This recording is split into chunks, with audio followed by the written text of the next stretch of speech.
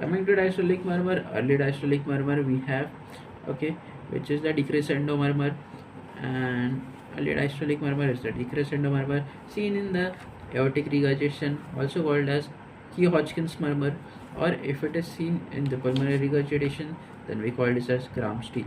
Key-Hodgkin murmurs and the Gram-Steele's murmur. Then we have mid diastolic murmur, which comes between the S1, S2 and S1. Okay. Initially, the AV valve open, which causing the opening snap sound, and there will be active filling, and thus there will be the at the last there will be passive filling, which crossing these. Uh, the turbulence during passive filling causing the sound and is seen in the mitral stenosis and the tricuspid stenosis.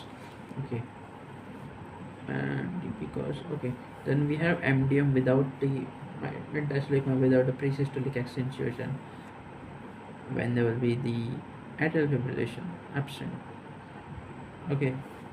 Then functional stenosis will be there, could be the if the Rhines murmur, if mid pre-systolic action will absent if there is functional stenosis, or right hands murmur, increased blood volume following across atrial ventricular valves. An example, complete AV block is the reason, severe bradycardia. Then we have the Caricomb's murmur, blood flow over the rough or inflamed mitral valve. It is in the acute rheumatic fever. The Caricomb's murmur is seen in the acute rheumatic fever. Then we have the late diastolic murmur, okay, which is seen in the small pedunculated left atrial myxoma.